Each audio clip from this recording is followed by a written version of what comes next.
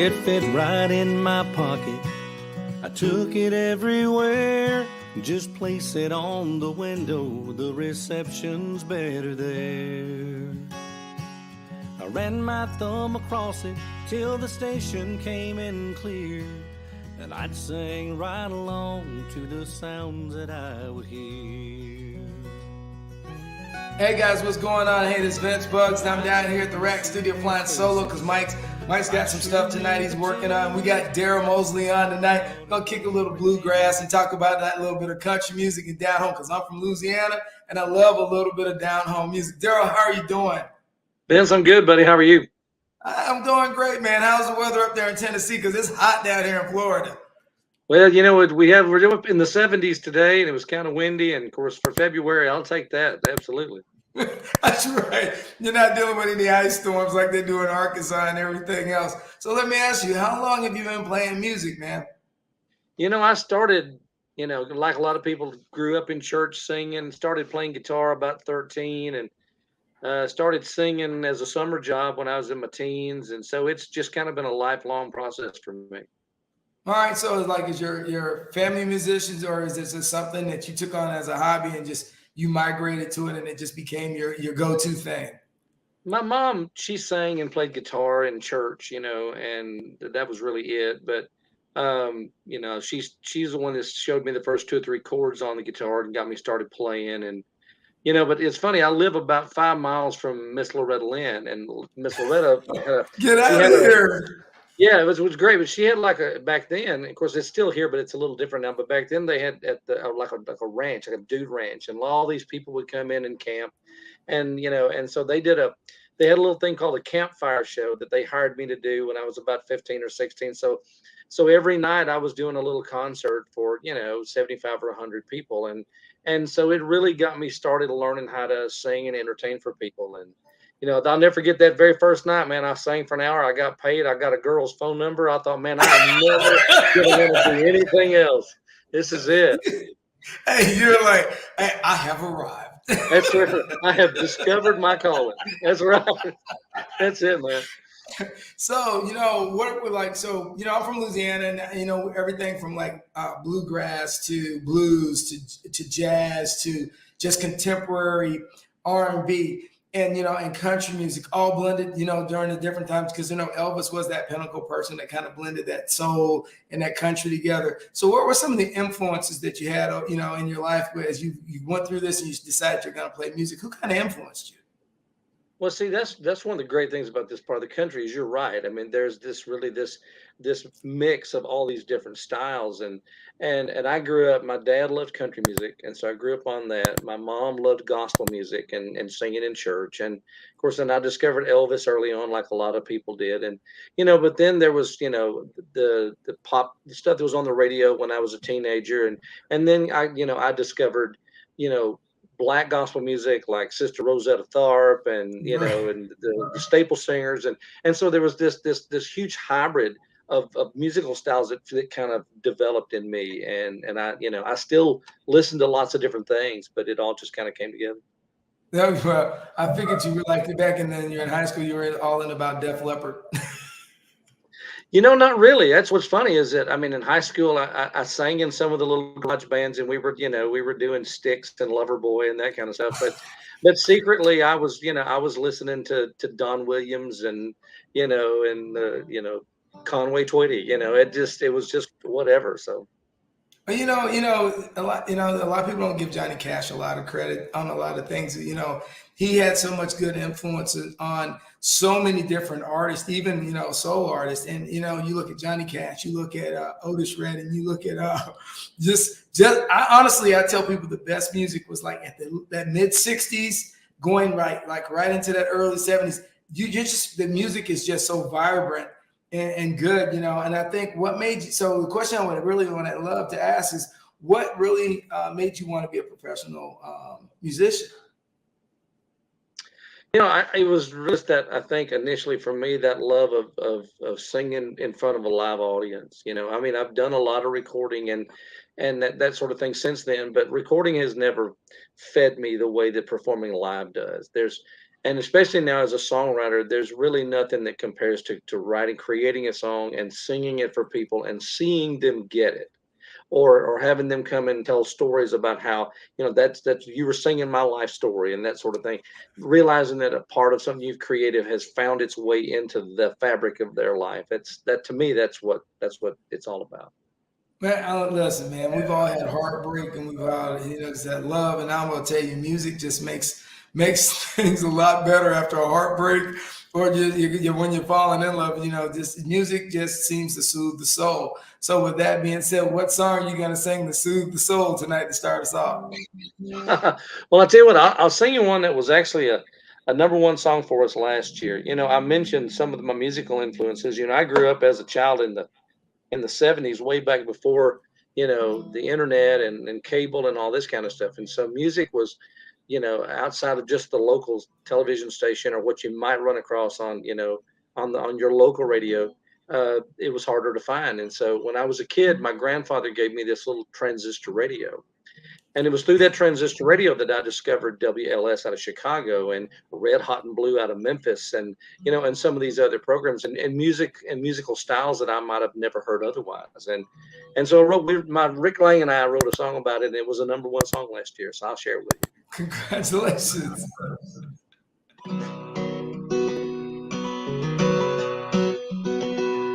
It fit right in my pocket. I took it everywhere.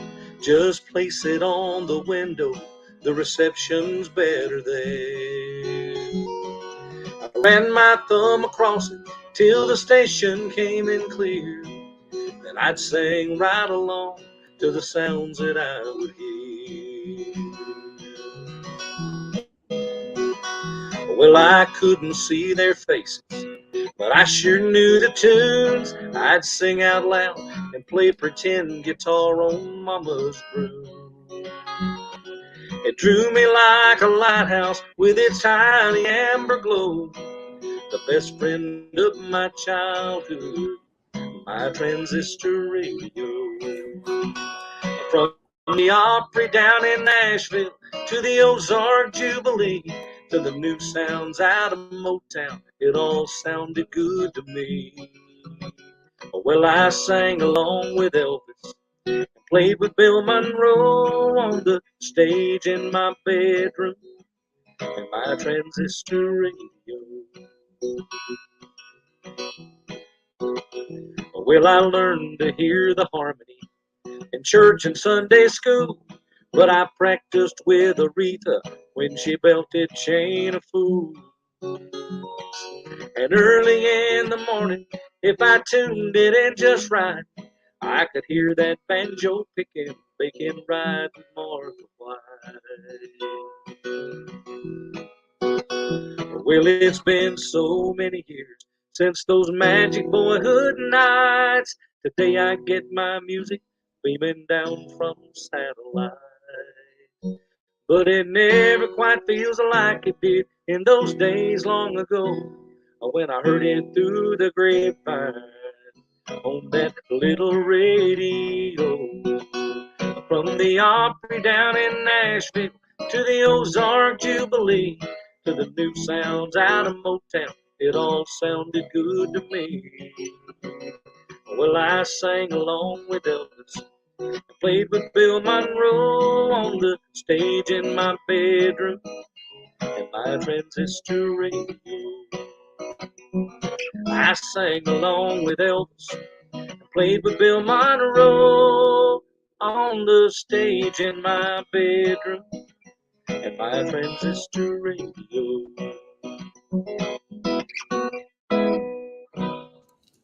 I'm right there with you because I had a transistor radio myself. Because I'm right there in about the same age you are, so I definitely know. Hey, it was good times, man. Wow, that brings back so many memories of everything in my life, and the things that we all shared. Life was simple, man. It's a Yeah, lot more complicated. now entertainment is everywhere. I was laughing the other day. You can't pump gas now without watching television on the gas pump. There's entertainment everywhere now. We had to work a lot harder at discovering, music and that sort of thing. And, so, and of course, quality of that little radio was terrible, but man, it was just the best thing in the world because it was really for people in our generation. It was our only window into those other areas. So. All right, so let me ask you: have you traveled overseas and played in Europe yet? I'm not. I mean, I've been, of course, in Canada and Mexico and all through the continental U.S., but I've been in 49 of the 50 states. We've talked about doing a European tour, and I would love to do one. We've just not put it together yet. Oh man, I need to link you up with Thomas Cavanaugh. He was just on our show, and he sings country, but he also sings contemporary. And he just took a couple country singers from Nashville over with him, and they're singing in England right now with him on a tour. He's going to have this later this year. And they just all became friends off meeting on this show. Oh man, that'd be great. I would love to do that. Yeah. Oh yeah. And he's killing it right now. But he's just like you. He hadn't come to the States, so the first time we interviewed him, he came to Nashville, and he was just like, wow. And so yeah, man, your voice. Because I grew up in Europe, so I will tell you straight up: if you go to UK, Ireland, Scotland, and definitely Germany, oh, you're going to be a hit. You're going to be a hit because they love country music. They just love contemporary good blues, everything. Well, I appreciate that. I know that, one of my biggest musical influences growing up was Don Williams, and Don was huge in Europe and Scotland and that area. And so a lot of my songs are reminiscent of things that he would have done just because I listened to so much of that. So yeah, I've always said I'd love to go over there and do some of those venues just to experience that. Yeah, and the food. And the food. There you go. And the food. You gotta get the food. So let me. What is your? So the guitar is what you started. Do you play any other instruments? I played bass for years and some other bands. I played bass on the Opry for about 10 years and bass. I'm probably a better bass player. Guitar was what I started with. And of course as a songwriter, so I write most of the stuff on guitar. So. I've learned because I play so much. I do about 140 concerts a year, so my guitar chops continue to improve. But bass is probably the best instrument as far as something that I play. Okay, yeah, my brother last February won a Grammy with Maverick City because he sings for Maverick City, and Oh wow! and I did not realize what you guys because he was a sofa sleeper until boom they hit it big. But I did not realize the grind because we used to tease him all the time. Are you ever going to have a real job? And then they hit it big and won his Grammy and a Billboard. And I realized, man, the amount of work that he put in writing. So how much writing do you actually do yourself or co-write with other artists? You know what? I always like to say that I try to always be in the frame of mind and I always try to be thinking like a writer. There are times like so with Rick Lane that I write a lot with. Rick lives in New Hampshire, so we're good online and we write together. And Rick's very regimented. He likes to write. He likes to have a schedule, and so that kind of pushes me, which is a good thing. The rest of the time, it's more of me looking for a story that I want to tell, and then finding a way to write that. If I'm preparing for an album, I'm a lot more focused and I'll write a lot more. I'm not. I don't. I have had a lot of things recorded by other artists, but I don't write a lot for that purpose. It's me. It's really just more about trying to find a story that I want to tell and telling it. All right, so let me ask you. You just brought up a great point. So how do artists like they want you to write something? So when you write something, do you ever go like, this isn't for me. This could be great for this person, or do you just write some stuff and you probably just sitting around on the bus and you scribble out something and you go, this is a good song, but it's good for somebody else. Do you ever have those thoughts? Oh yeah, no doubt. I mean, I think you have to separate if you're a writer and an artist, you kind of have to separate yourself and then to know where the line draws. And there's some things that I have written that I think is a good song, but it's not for me as an artist. And so I may send it over to a friend of mine that I think was a better fit and say, this might be something you guys would be interested in, because I know it's something that I'll probably personally never record. There's other things that I've written and I know instantly that I would never show this to anybody else because I know this one's for me. Okay, got you. And you don't think you guys just blow my mind with the ability to understand the chord of what goes where it's on. Every time I hear somebody sing a song, I don't know how they know where to put the or to put the ooh. And it's just like, how did they even know to put that in the song? So, like even when you're singing the song Transistor Radio, it's just like you knew where like to put this certain tone or a certain and emphasis on certain words. So is it just an art, or is it just something that comes naturally after writing and singing so long? I think it's a little of both. I think part of it is just a natural instinct. And then I think you learn as you go along. I've always described it to people. It's kind of like if you're playing catch with somebody, how does your hand know where to go to catch that ball? You know, there's just a part of you that knows where that ball's going to be, and that's where you go. And I think the music stuff is very much the same way. You can learn to get better at it. You know, just because you can catch a ball doesn't mean that the Yankees are going to sign you, but the really good ones reach that level. And I think music is the same way. I think there's an instinct that kicks in, but there's also a learning process, and you can continue to grow and get better at it. Oh yeah, I love that. I love that. So with that being said, where are you gonna take us next? Well, I'll play you the new single. This came from a Exclusive. conversation that Rick and I had about a meme that I saw online, and it said something to the effect of, you know, if you get advice from some old man who's cutting up an apple with his pocket knife and eating the slices off the blade, you should probably take that advice. And he and we laughed about that and started talking about the older men in our lives and some of the things they've told us. And if we had listened, maybe they would have saved us some grief. And I said, well, that's a story that I want to tell. True And statement. so, no doubt, and so that became like I said, that was the story I wanted to tell. So it's the new single that's out right now. So I'll share it with you.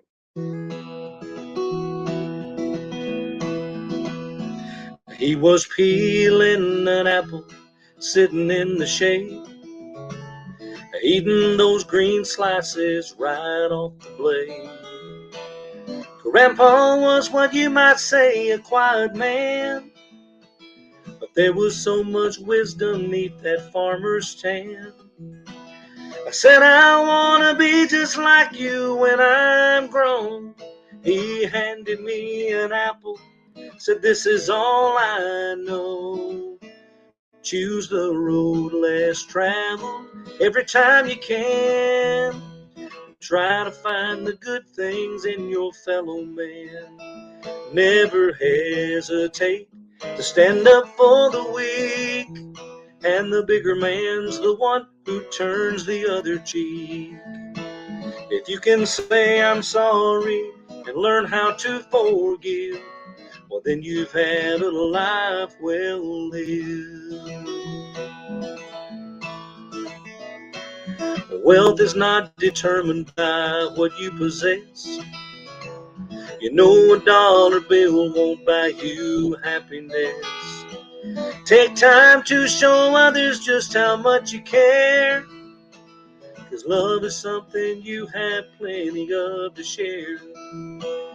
No one else can tell you what your life is worth. Just thank God for the blessings of each day upon the earth, and choose the road less traveled every time you can.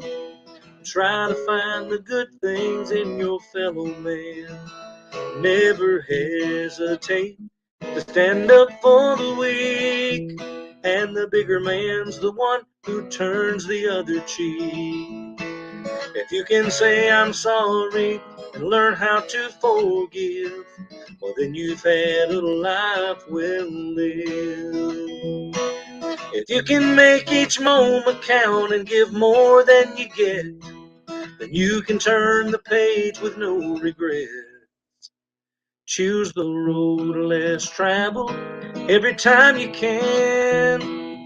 Try to find the good things in your fellow man.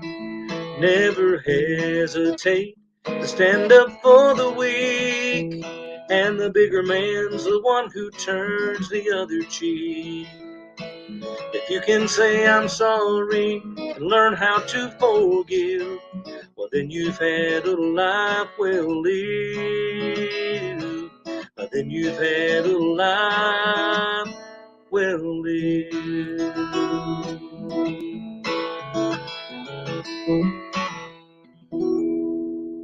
Exclusive. That was on point. I love it. So listen, if you weren't a musician, what other profession would you have? If I couldn't play or something, if I woke up tomorrow and I couldn't play anymore, I would probably coach baseball.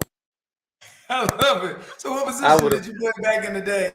I was a little guy. I was never the power hitter I wanted to be. I was a little second baseman guy that batted first or second in the order, and but I was never a great player. But man, I loved it, and I coached a long time, as best I could while I was playing. I can't anymore because I tour too much. But my oldest son, he's now a high school baseball coach, and so I get to go and live a little bit vicariously through him. And you know, I just think Yeah, baseball is the sit perfect down. sport. Uh, Baseball is the sport where you can teach young men about life and use baseball as a metaphor, and that's oh, kind of what I did. yeah, you're spot on, man. I coach a varsity football running back and recruiting coach and help with quarterbacks now and then. And, I definitely know what you're talking about, Yeah, trying to reshape young people's lives. And I'm telling them that the challenges in the world are as many. But you know what I would say? Choices have consequences. And sometimes let's try to make better choices. yeah. Well, that's the So, great thing about youth sports is if you've got the right leader, is that they can learn things like responsibility and teamwork and sacrifice and and things that are going to transcend that the playing field, and they don't get it at the time. They realize that later. And to me, and I know you know this, that's the greatest compliment is a former player will come back and say, you helped me get it. And, yeah. that's Oh, to me, yeah. that's what it's all about. Yeah, and I've met a lot of young men who don't have a father figure, and people don't, Yeah. they say that's not very important. I'm going to disagree with that statement on a regular basis because at some point you need to have someone to kind of guide you left or right, so you can stay centered. You know what I mean? Yeah, man. Yeah, my That's son is coaching in a kind of an inner city school, and a lot of these guys have come in, from difficult family situations, and so they kind of come in with a swagger and trying to show who's the cock of the walk, and a lot of that comes from this deep seated insecurity, and as soon as they discover that you care about them as a person, not as a player, but as a person, it changes everything. And I mean, I've seen these kids' whole life change because of that. yeah, and it touches your heart. I mean, you, Oh, you, no you get doubt. it. It touches your heart. Yeah, So let me that ask you, what is your greatest? Yeah. So what's your greatest achievement as a musician so far? I'd say the fact that I've been able to make a living at it. I mean, really, I mean, I get a chance to travel, and not many people can say that the dreams that they have when they were kids, they've been able to realize most of those, and I have. And anytime I get a chance to play the Opry or play the Bluebird or some of these places, I try to just soak in the moment and realize that I'm one of the blessed ones, and I'm nowhere near the most talented person I know, but the good Lord has given me opportunities sometimes that I don't really understand, but I'm very grateful for. Hey, and kindness pays off. I don't care what anybody says. Yeah. So where are you going to be touring next? What do you got in the hopper right now that's going to be hot coming up here? Well, with me, it's kind of it's a steady tour. I never really come off the road much. I mean, I'll usually in for 2 or 3 days and back out. I've got North Carolina coming up and Texas coming up, and then it picks up a lot more in the summer. I go back to Pennsylvania. Usually every year I'll make a run through New York, Connecticut, Rhode Island, and so that sort of thing. It's and new dates come in all the time. And one fun thing that I've got coming up, the very first band that I ever played on the road with professionally was a bluegrass band called New Tradition, and we were all through the '90s. We did about 200 dates a year, but we ended up kind of going our separate ways around at 98, 99. But I've stayed close. We're still friends with all the guys. And anyway, long story short, we are doing a reunion concert. First time we've been on stage together in 25 years. And so in Wow. Texas in May, we're actually going to perform together. So we are so stoked about that. Yeah, I'm gonna tell you, people at social media and the internet has its drawbacks, but I will tell you, for a lot of people, it's also brought some friendships that would have been long lost because of Pony Express. So since we had the internet, it's helped a lot of people find folks. And because you always wonder, like even sometimes I wonder, where did this guy go years later, Right. or what happened to one of my good friends, And I just lost one good friend from high school, but it's so good to be able to say, okay, I see what's happening, because we realize we're aging. You know what I mean? Oh, that's been one of the great things with social media, like things like, like like crowdfunding. I'll see a classmate that has lost a family member, and they're struggling financially to pay for a funeral or whatever, and in just a matter of minutes, those funds are raised, and they're raised by maybe people that you haven't seen in years, but people that you connected with at some time in the past that still has a fondness for you, and it builds bridges in ways that nothing else could.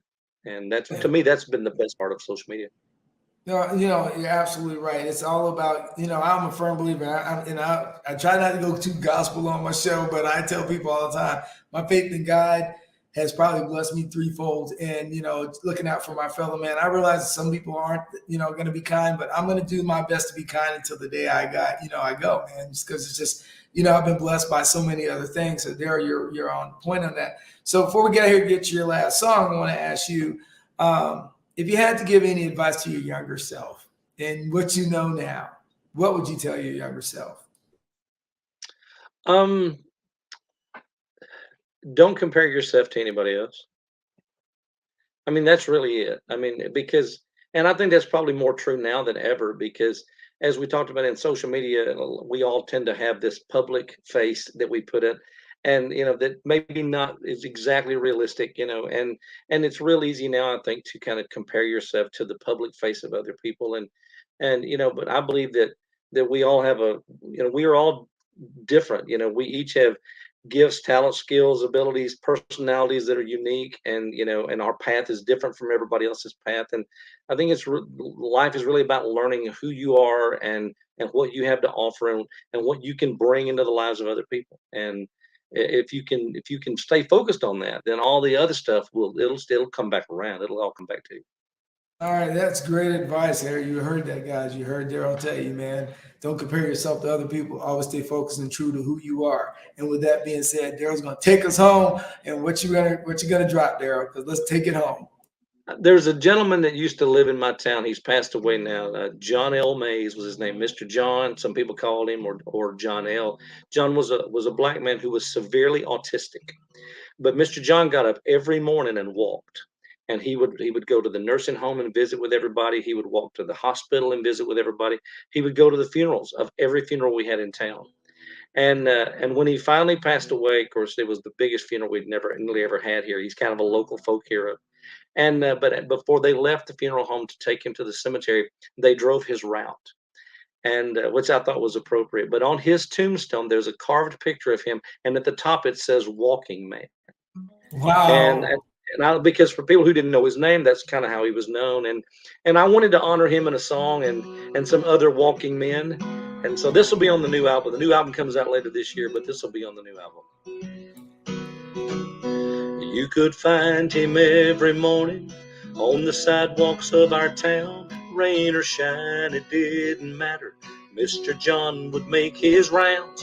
He'd be visiting the shut-ins and the county nursing home. Attended every funeral, paid respects to those gone on. One foot and then the other, step by step he stayed the course, thinking only about others, listening to the master's voice, moving with a purpose, faithful to the plan, and focused on the mighty task at hand. He was a walking man.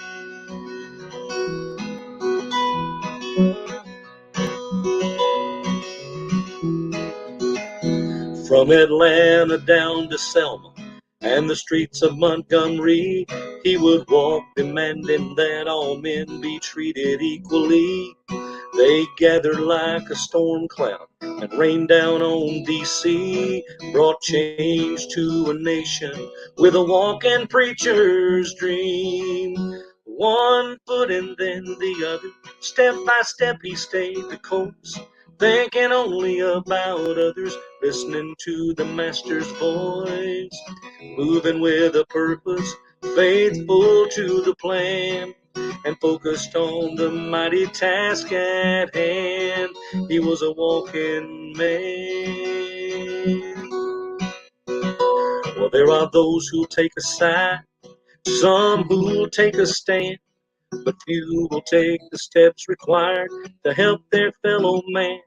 We're a world in need of more like Mr. John and Dr. King, and the one who took that long walk up a hill called Calvary.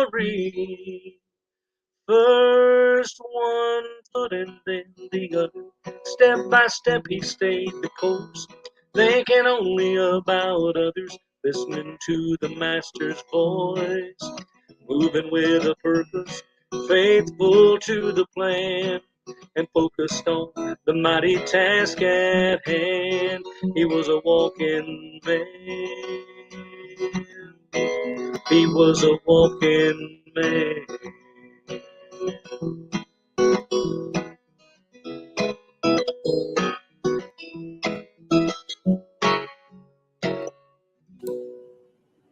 Daryl Mosley. Woo!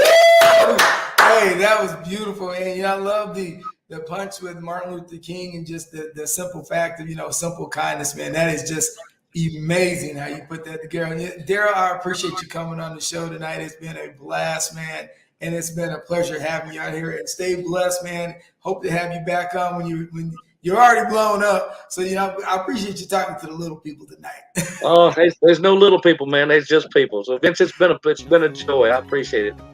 All right. Hey, you have a blessed day, man. And thank you. And I'll see you around on the rodeo, man. Look forward to it. See you, buddy. Keep it rolling, man. Bye. And by my good friend Charlie Smith of Mind Art Visual. Check him out, he does incredible videos. And these are like... Before I touch on talking about diet, talk about modeling and all these different things, me and Mike G want to give a shit. The journey to get there was pretty hilarious on my side, I thought, anyway. Having been a